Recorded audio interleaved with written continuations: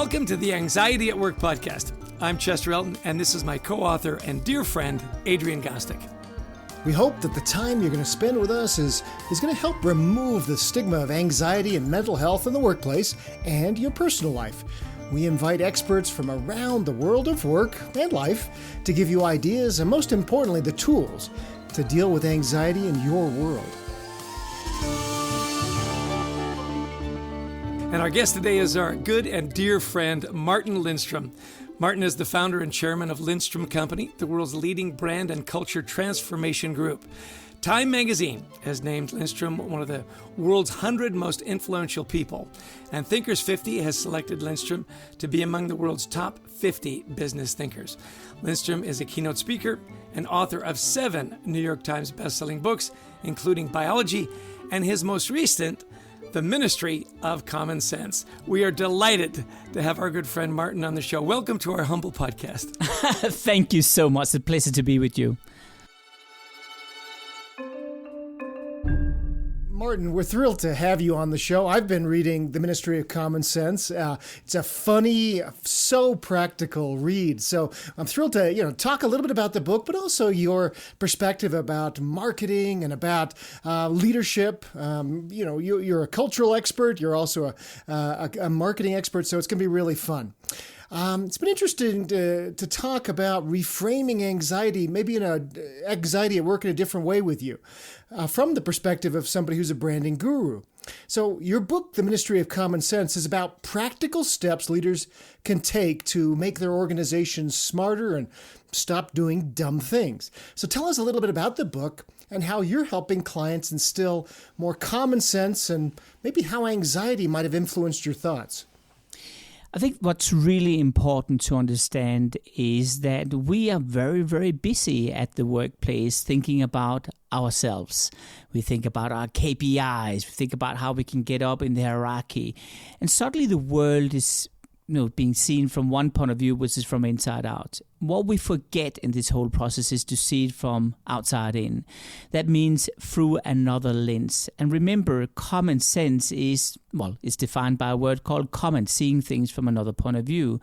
So one of the things I've learned through this process is that as we now see the world from one point of view, we completely forget about the customers and we completely forget about the employees. And through that process, what happens is that anxiety is creeping in through every crack in the door because it's the fear of the unknown. And all that stuff has come to an all-time low, in my opinion. I think we are reaching a level now where anxiety is dominating perhaps 1/3 of every employee in their company. So what I'm saying with the book is, what causes anxiety? Well, it's caused by the fact that there is really no empathy. No, I don't think anyone really can relate to me. I remember this guy I met at one of the largest companies in the United States. He came up to me after 30 years working in the same place. He said to me, "Martin, do you know what I'm afraid of?" I said, "No, I'm afraid of being forgotten in my company." And that really hit my heart because the man was a brilliant person, but people were walking up and down the hallways and they all felt they were being forgotten. They all had one thing in common. They felt a sense of anxiety. That is really, really not good because what happens is it causes diseases. It causes stress. We break down. We're just not happy. And remember, 1/3 of our life is to go to work. Why should we throw that into a garbage bin? Because it's tainted by anxiety. Yeah. Let's delve a little deeper into that empathy, because we found that when managers show consistently, when they show that empathy towards those human problems, that people inevitably, they bring that to work. Like you said, 1/3 of your life is at work. And the whole team's culture changes and engagement goes up when that empathy is present. So how can showing empathy for your people's unique challenges shape the landscape and ease uncertainty on your team? This uncertainty that, like you say, is coming through every crack in the door. And how would this help reduce anxiety levels for people who work for you, your employees? It was a fascinating study conducted by Dr. Brené Brown. It's called the parking ticket experiment. So here's what happened. People were called into this lab and they were asked to participate in the study, and they had to fill out a happiness form. So they filled out the form, and then they were told that the experiment will start very soon. What they didn't know was the experiment had already begun. A person will come out from nowhere and she will say, hey, someone has gotten a parking ticket out there. Is it one of you guys? And of course, the respondent will say, yeah, that's Mike that showed the camera. That's Mike. Well, it's $54. It can't be true. They really would freak out. They would be really frustrated about this and say, well, I did check the parking meter. It's horrible. That was this experiment in full motion. Now, here's what happens. At some point, the guy overseeing the experiment will pop by and say, what happens here? Well, I just got a ticket. And he will sit down with this respondent, and there will be two different behaviors he would apply. The first behavior will be what we call sympathy, and the other one will be empathy. Let me just define the difference. If you imagine you are on a ship, it's really rough sea, and there's a person standing next to you, and he is really seasick, and he throws up. Well, sympathy is where you give him a napkin and say, I'm really sorry about that. I hope you'll feel better. And empathy is where you'll start to throw up yourself. Just so you know, okay? So having that in mind, just to be very clear, black and white here, what happens is that the first person, this head of the lab, will sit down and say, I'm really sorry about that. Yeah, it happens for the best. But you know what? It could have been worse. The car could have been towed away. Now, that was the first part of it. The second part was that this, again, the head of the lab would go down to the other respondents and he would take this sympathy thing. Well, say, that is horrible. I really feel for you. There's nothing worse than that. I felt it the other day. I tried it. I was just so angry. Now, that was the end of the experiment. At that stage, what happened was that there would be a person coming up and saying, listen, we probably have to start the recording now. And they will say, but listen, you guys are really upset. I can see that. Why don't you fill out this happiness form one more time? So they filled it out. And at that stage, the experiment concluded. And they were told about that. Now, here's the outcome. When we looked at the behavior when it comes to sympathy, the happiness level dropped 6%. When empathy was showed, it increased with 6%. That is a 12-point basic difference between those two different behaviors.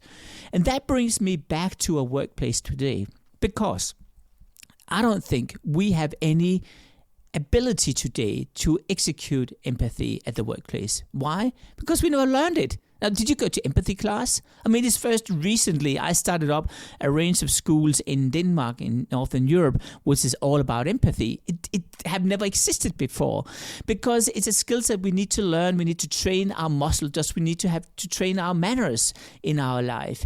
And what happened as we do that, we suddenly start to synchronize ourselves with other people. When you synchronize, you also understand this little piece called anxiety, because anxiety for people who have no empathy feels ridiculous. And for those who have tried it or could relate to it, it actually feels like, wow, we have to change it. Such fascinating insights. You know, Martin, you write on so many wonderful things. Our guest today is Martin Lindstrom. He's the author of The Ministry of Common Sense. Where can people find more about your work, Martin? Where would you send them? You can go to martinlindstrom.com, or of course you can buy my book, The Ministry of Common Sense. You can go to Amazon. It's still sold on Amazon, even though they banned it, because it has a word called bullshit, and I marked it over, so it's just saying bulls, but they actually banned me advertising for it, because they believe it's very offensive to those algorithms. The algorithms don't like it, right? So here we go. The book. So hang on. A book about red tape has been banned because of red tape, is what exactly. You're saying. Here we go. This is absolutely common sense, as you can hear, right? Yeah. Is this causing you any anxiety, Martin? I can't hear the anxiety in your voice. Well, at all, if you see me right now, you can see I'm shaking. Well, but don't tell anyone. The listeners won't find out. I remember sitting on a call once, a customer service call, and Chester and I were in a former company, and the agent taking the call, and somebody was called in very upset, and the agent said, "Oh, bummer, dude." That's sort of the sympathy, right? It's not exactly empathy. A twist of sympathy, I would say. Yeah. So let's turn a little bit more to customer anxiety, because you've just had such a fascinating career. For those who don't know much about Martin, he has embedded himself in people's homes. He's learned how they use consumer products. And I love what you say in your book about flying. You talk about flying producing so much anxiety. And we think, oh, it's the turbulence or crashing. No, flying produces anxiety from the time you book the ticket, and few airlines are addressing it. So tell us a little bit more about what companies do to create anxiety for their consumers, and maybe what they can do to alleviate a little of that. Well, Swiss International Airlines, which is a major airline company in Europe, had a problem. They actually felt that the passengers were not a big fan of flying with them, particularly on economy class. So they asked me if I could change that issue. And here's what I did. I decided to bring people from different divisions and functions with me into passenger homes. I took the pilots, I took the captains, I took the cabin crew, I took the luggage carousel manager and the guy from catering with me. And we then went into ordinary passenger homes. And I'll never forget it. I was in a home in New York City, and there was this Russian guy which had lived in the US for around 30 years. And I said to him, big, muscly Russian man. I mean, the ultra alpha male type of person. And I said to him, so how do you feel about flying? He said, I feel so anxious. And I looked at him. I mean, it just shows how disconnected I was. And I said, why? Well, I tell you, because I'm right now uploading videos to the iPad, and I hope the battery won't break down. I said, what's the issue here? Well, I have 2 screaming kids, and I need to have exactly 12 and a half hours of entertainment for them before we land in Moscow. And I know if I don't upload all this stuff, I will have a nightmare. And this is where I realized flying is not just about the leg room, the 2 inches more space, the entertainment system, or that peanut bag or not. It is about anxiety. So what we decided to do was to systematically remove anxiety through every touch point. Anxiety in terms of waiting, anxiety with TSA, anxiety of obtaining COVID-19 when you're standing at the aerobridge like a sardine, right? And here's what we did. I'll give you one example about what we did, because we did quite a lot of stuff. But this is when you're sitting on the plane, you're about to land into JF Kennedy's airport, and you will hear this announcement over the speakers. Ladies and gentlemen, I hope you had a wonderful flight with Swiss International Airlines. I'm pleased to inform you that we are about 40 minutes away to descend into JF Kennedy's airport. Now, some wonderful news. We're about to land and go to gate 107, which doesn't sound like a lot, but it's actually only 7 minutes walk from immigration. And even better, the immigration waiting time right now, I've been told, is only 11 minutes. And the luggage carousel manager informed me there's only a 15-minute waiting time. So with a bit of luck, we'll be through the system in around half an hour. Now, ladies and gentlemen, if your home is Manhattan, I just checked out Waze, and it tells me there's only a 48-minute ride from JFK to Manhattan. So if this is your home, you'll be back home in about 1.5 hours. I hope you enjoyed flying with Swiss International Airlines. And this is happening every day, every minute in the air right now. And what happens is that passengers are saying, gee, I feel in safe hands. Now, it may be that the plane is delayed because immigration time is waiting down there. But then the pilot will say, listen, it's a long waiting time on ground. Don't be concerned. We'll serve you more champagne in the air before we land. The Swiss will be in control of anxiety. And what we learned as we removed systematically anxiety through every one of 119 touch points during an airline journey, that we actually doubled the NPS score. That's the Net Promoter Score. So that's a customer or passenger satisfaction. And on top of that, Swiss became one of the leading airline companies in just 1 year, just by removing anxiety. That's fascinating. Adrian and I, we used to travel a lot. And you're right. Right when you'd book the ticket, you'd start to think, I wonder if that time of day, if the lines are going to be long. I wonder if it's going to be on time, and on and on and on. And just these simple little things, a little bit more information makes all the difference. Well, I love your quote from Brené Brown, anxiety and empathy. And so coming back to the workplace and to team managers, what are 1 or 2 things that you could recommend to team managers to up empathy to reduce anxiety in the workplace? I think the best example I can give you actually happened for a client of ours, which is Lowe's. Lowe's is a mid-sized supermarket chain operating out of North and South Carolina, but spreading across the country at the moment. And when I began working with them about 8 years ago, I noticed that there was a lot of anxiety. The anxiety was due to the fact that this transformation consultant is coming in dressed in black. And just so you guys know, listening here, I'm always dressed in black. So you can imagine this guy with a funny accent coming in here. I mean, this is causing anxiety. Will I be fired? What will happen here? And really my mission was very simple. It was to reconnect the customers with the staff. If you've been a store manager for 26 years stacking cans of soup on the shelf and suddenly I'm telling them, hey, you have to integrate yourself into the community, that's causing a lot of anxiety. So here's what we did. We decided to learn from a phenomenon which I think all of us have tried, the bonfire. Remember when we were a kid? We're sitting in the forest. We had this crackling sound in the back. Can we play that sound, please? And we were sitting there. We were talking. We had the bread on the grill. It was not the world's best bread, but who cares? It was fantastic anyway. And we will tell the truth and a little bit more about the truth. And we will always saturate a little bit. Now, guess what? There's several experiments conducted around bonfires using fMRI, where people were exposed for this type of visualization. Shows that certain chemicals are released in our brain. We kind of feel in par with others. We feel a sense of belonging, and actually anxiety disappears. So do you know what we did? We stole that idea. We basically asked every senior manager in Lowe's Foods to switch off the light every Friday afternoon. We would then have them sit around in a circle. We'll place a torchlight in the center. We'll project this bonfire on a projector. Will have the sound of this crackling stuff going through the speaker, and people will start to talk. And oh boy, they started to talk. It was like a magical thing was happening. The managers were sitting with them. It was almost like you couldn't see who was saying what. You were kind of guessing, but the truth came out. And suddenly a sense of belonging happened, and suddenly anxiety disappeared. What a very human thing to do. Because sometimes in corporations, we're very technical. We're very, this. And you talk about this in your book about the endless meetings, the endless PowerPoints, and Zoom after Zoom meetings now. And sometimes people are thinking, this could have been an email.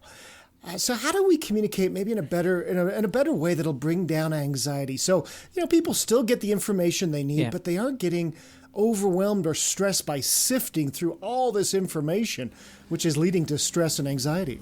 It's a very good point, and I'll give you 3 pieces of advice. The first thing is, we do not have the water cooler moment around anymore.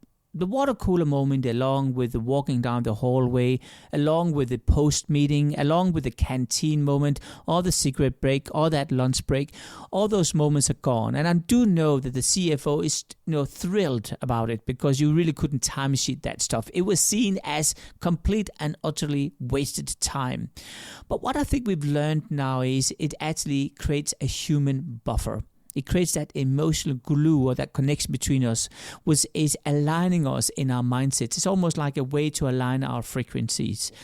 And what I'm saying here is that as it's gone, we need to reintroduce it through another format. So the first thing I'll recognize, or I will recommend you guys to do, is to say, hey, when you've been on a call, first of all, don't let that call run for exactly 1 hour. There's no reason why it has to run for 1 hour. I mean, no matter how mundane calls are today, it just runs for 1 hour, right? Cut it down to 45 minutes. The second thing is make sure that you, after the call, are aligning yourself with everyone. You say to Pete, which were on the call, he was very silent today. I don't know why he was silent. He was just this icon on the screen all the time. Call him straight after the meeting and say, Pete, you were very silent. Is everything okay? When did anyone ask you that last time? We don't ask that because it's irrational questions. We ask the rational ones, which is, when can I get the deck, Pete? Right? So that's the first thing you have to do. You have to resynchronize after the call. The second thing I would recommend you to do is to realize the fact that we're not born. No one was saying, congratulations, Pete, you're born now. You're going to sit in front of a lens for the next 19,262 hours, right? We were not born to that. And when little Pete is not talking, we're not going to say to him, you're on mute. So what is happening here is that we need to find another way to recharge our batteries. Now, I want to take you back in time for that, just to put it into perspective. 4 years ago, I decided to skip my phone. And I learned 3 things from that. The first thing I learned was that I was never seeing anything anymore. I stopped seeing things when I had a phone. As soon as I saw something, I would put the lens in front of my eyes and see the world through a screen. The second thing I learned was you never meet people anymore when you have a phone. Think about it. You're sitting in a bar waiting for someone and the person is not showing up. So you grab your phone, you do something with the phone, anything with your phone so you don't look like a complete loser. But the third thing is the scary part. We never get bored anymore. And boredom is the foundation for creativity. Is that pause in our life we need. Now, when were you last bored? When did you last listen to yourself? When did you have time to reflect after a Zoom call? So here's my recommendation. Build in breaks. And start to mentally think about a call like a door which can open and close. When you first start your call, you open the door mentally. You go into another world, you're in that world. Then when you've done the call, you close the door. You have 10 minutes. You reflect. You write down notes. When you're done, by the way, after a hard work, after 8 hours on Zoom calls, which, by the way, in my mind should only be 4, then what you do is you don't leave the room straight away. You sit in your room. You take notes, you look out of the window, you wind down time. So you synchronize your behavior with your loved ones outside that room. Just as you would have done when you're sitting in your car way back from home listening to the music. That's what you're doing. Don't feel guilty that you're sitting down there. What is he doing down there right now? He should have been done now. Don't feel guilty. This is your way to resynchronize into the family life. Amazing. By the way, when he says I skip my phone, there's people listening to this go, you're kidding me. He hasn't got a smartphone. He's got to have one stashed away somewhere. No, Martin does not have a smartphone, and it's very liberating. Hey, you talk about, I love the book, and, you were kind enough to send me an advance copy, so I've been living with it for months now, but you rail against inefficiency and impracticality and general boneheadedness. I love that in your book. But you also talk about compliant versus committed employees. So how can leaders create that culture where people feel committed while getting rid of those foolish things? I think the most important thing is for you to realize that we don't have a lot of time left in our lives. I'm 50 years old. And as I'm 50 years old, it means that if you can be functioning for another 30 years, let's say, then you have 30 years left. Anything you do at work which is eating into that is stealing your life away from you. Think about that. So those crappy moments you're spending wasting your time, get rid of it because it's not positive energy you have. So here's what I would do. It's a little exercise. First of all, when you are starting up a computer, sometimes you can defragment a computer, right?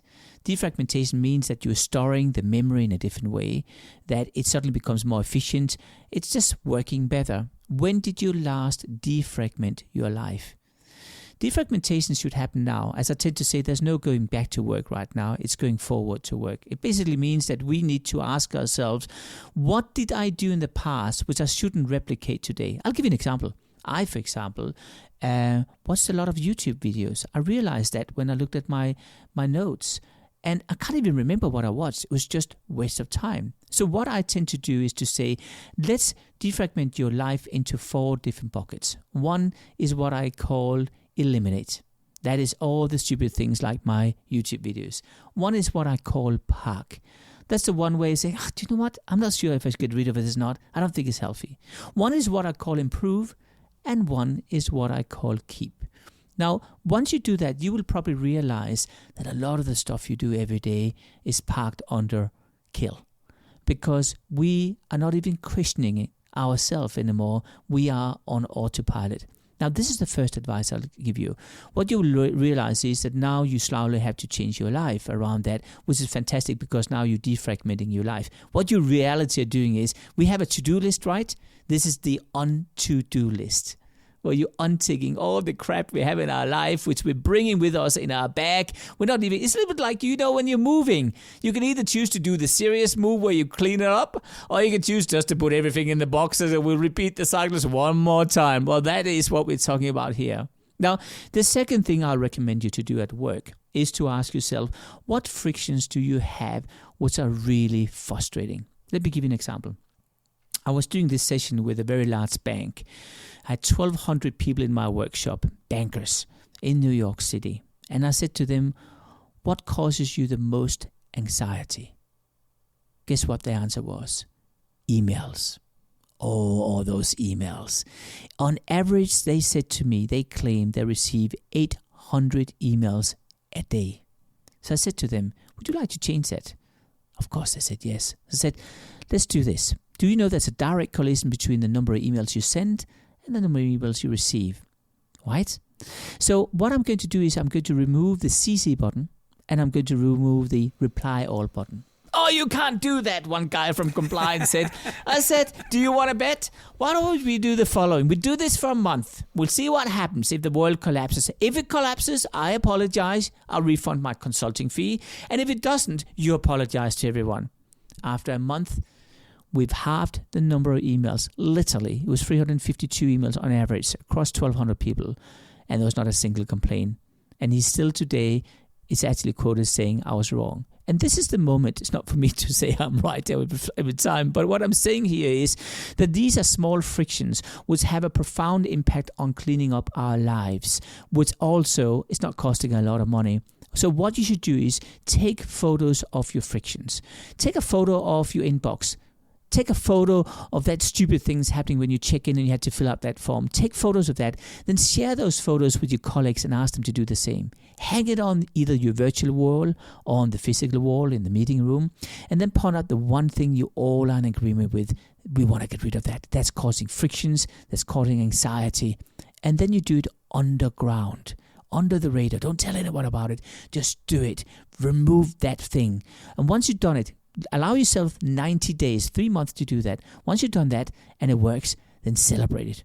And then package it up and go to your boss and say, hey, we have a little thing here we want to share with you. And then the ball is rolling. What you have to do is to take the ownership in your court. Because if you don't do it, sorry to say it, no one will do it for you. Well, this has been so great. We've been talking with Martin Lindstrom, author of The Ministry of Common Sense. Well, probably my last question, Martin, is you deal with a lot of senior executives, and sometimes you go in to present your findings and you get pushback. Like, there's just some people who just don't buy in. This idea of anxiety is causing either problems within our workforce or with our consumers. So how do you convince leaders who maybe aren't getting it that anxiety levels are increasing around the world with our consumers, with our employees? What do you do if a manager just isn't getting this? You, if you have the guts to do it, replicate that feeling in your boss's mind so that your boss can feel and experience exactly the same. And that's what I did for a credit card company. One of the largest credit card companies around. We basically were asked to figure out how we could improve the customer satisfaction. And so here's what we did. We said, well, what is the biggest friction point you have? And we realized the biggest friction point is when you lose your credit card, you're lost. You're standing somewhere in, I don't know where in the world, and your credit card is gone, and you will be on the line and they'll say, no, we will send it to you within the next 3 to 4 weeks. Okay? That is where anxiety kicks in a major way, right? So I actually explained that for the CEO. And frankly speaking, I could see in his eyes he did not buy that idea at all. I mean, this consultant, he should be out of here, right? So I said to him, let's do a little experiment and you'll see what happens. I didn't actually say that to him. He was part of the guinea pigs. So I spoke with the risk folks in the credit card company and I had all of their credit cards blocked. And then we went to a dinner. And they didn't know it, of course. So on the way to the dinner in the taxi, they had to pay for this taxi ride. And one guy pulls out his fancy card. I don't want to say what color it is because then you can guess what company this is. So he put out this card and it's rejected. And you can see he's like, oh, yeah. So he pulls out another fancy card, right? And that's rejected as well. So, the jokes start to happen here, right? Between them. Oh, yeah, well, I will pay for you, Pete, if you can't afford it, right? It's $29. So he pulls out the credit card, rejected. At that stage, you have 3 people in that taxi, all of them on the phone. And the first thing they're going to be told is, this quality call is important for us. We should know you're a very important customer. Now, that loop continues for about 20 minutes. And then it's mixed up with a beautiful latest, greatest hit from the elevator music playlist. And then once you're almost getting there, you'll be told that this call is recorded for quality purposes, and you had to press 1 and then 5, then 9, then 7, and then 10. And they're sitting there and you can easily feel that anxiety coming up, and they were furious. So I say to them halfway through this, do you know what? I'm going to go into your boss because this is, I have to say hello to him. And they felt anxiety. Then we came into the dinner and they were red in their face. They were so furious. And then they said, we have to change this. And I said to the CEO, do you know why you are willing to change this now? Because you felt anxiety. And this is what you have to feel with every one of your employees, because they feel anxiety when they take that call and are wearing a stretch jacket and can't change a thing. Yeah. When it becomes personal, all of a sudden everything changes, right? It does, yeah. Those whining customers, when you're the customer, all of a sudden everything changes. We love our conversations with you, Martin. You always have such amazing stories and such practical advice. More information about Martin at martinlindstrom.com. If you wanted our listeners to take away 2 or 3 things from our conversation today about how to reduce anxiety at work, at home, in their lives, what are 2 or 3 things you'd say, hey, if you forget everything else, remember this? What would they be?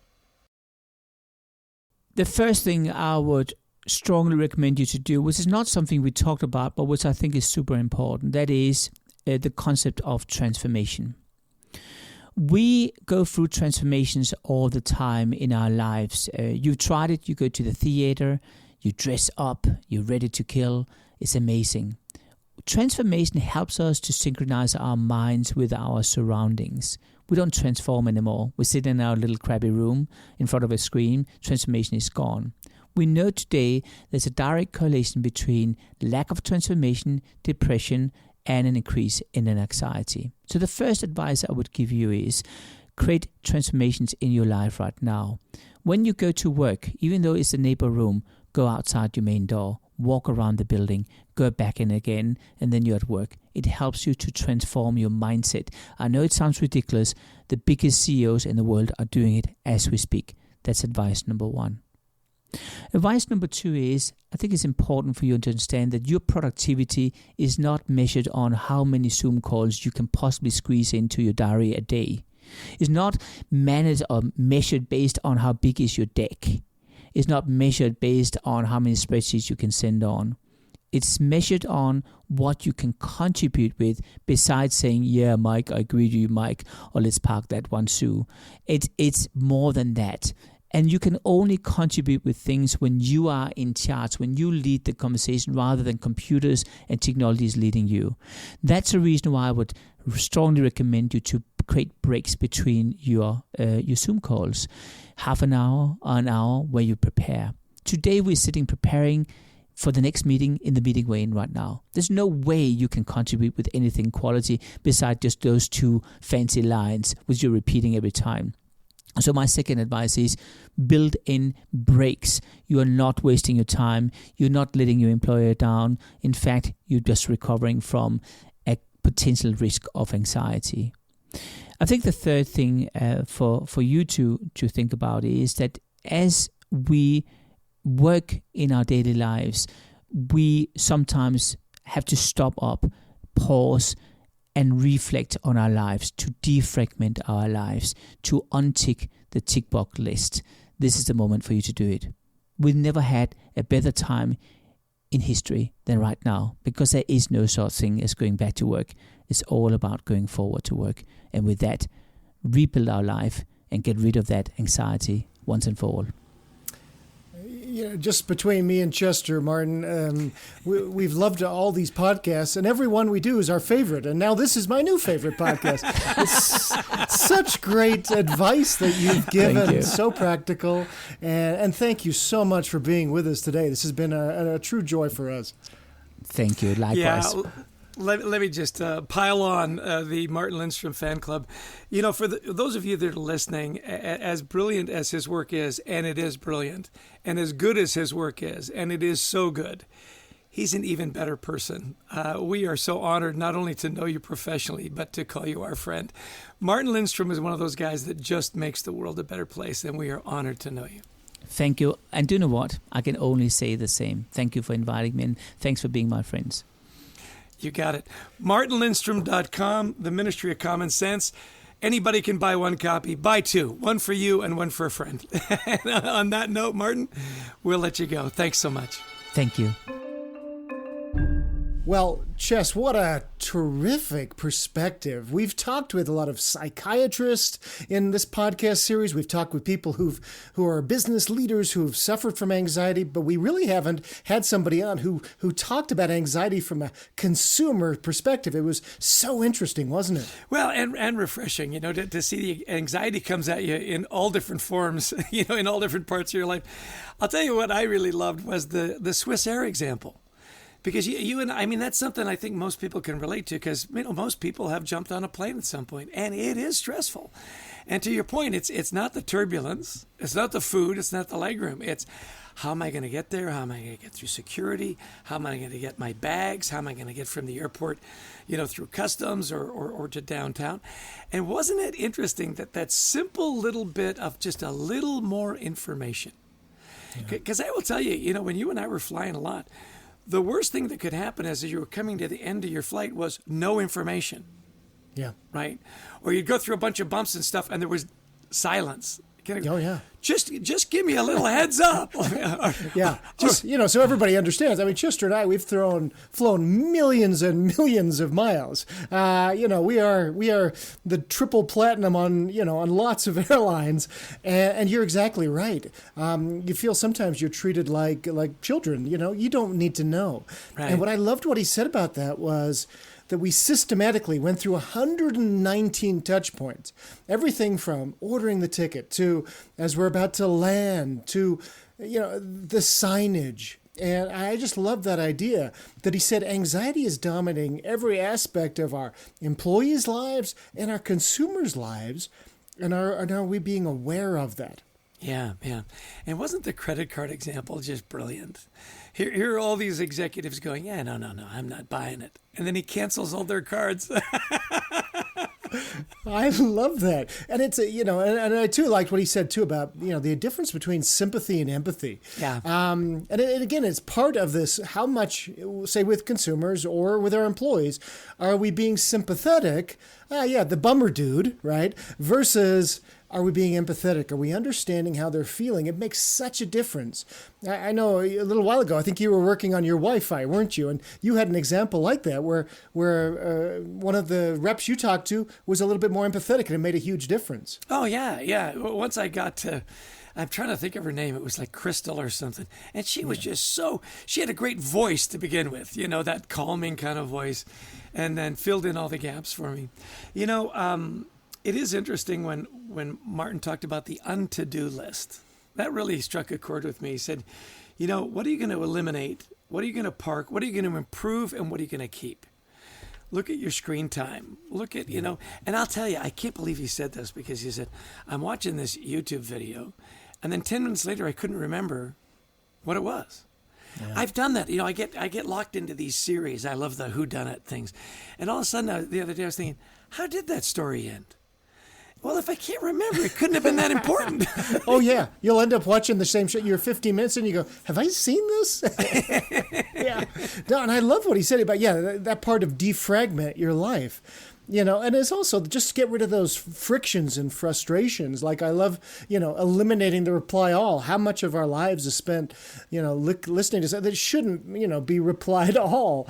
And so he says, that productivity thing, take breaks. in our days, which I loved.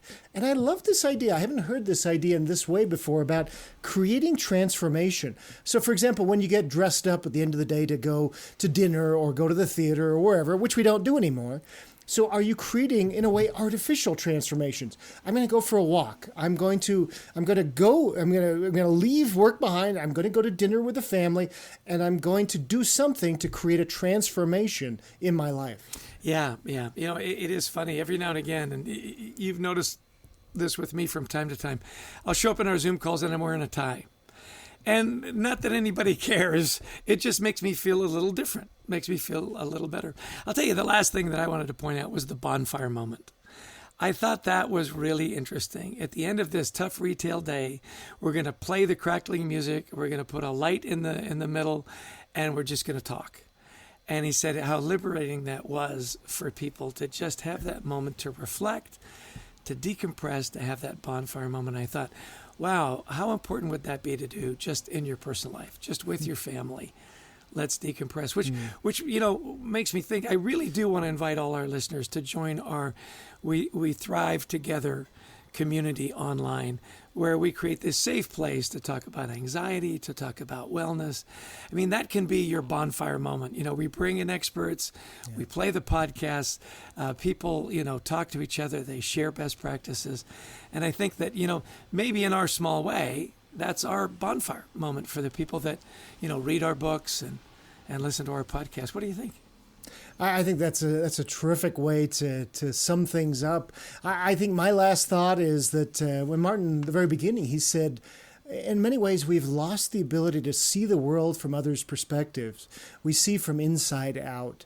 And because of that, we've lost the ability to have empathy.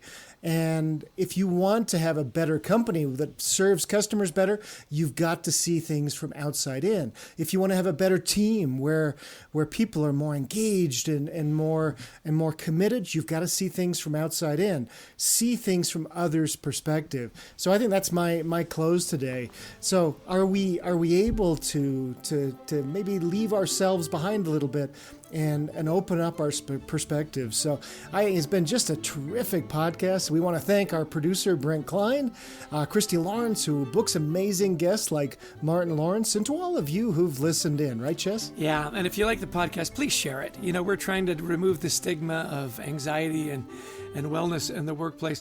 Join us in our online community, We Thrive Together. It's wethrivetogether.global, where they're creating a safe place to talk about anxiety and mental health in the workplace. This podcast can be found wherever great podcasts are found. Download it, share it with your friends. And we're just delighted that you took time out to spend some time with us today. So have an anxious-free day. And don't forget to check out our new book, Anxiety at Work, available wherever great books are sold. And we wish you nothing but the best of mental health.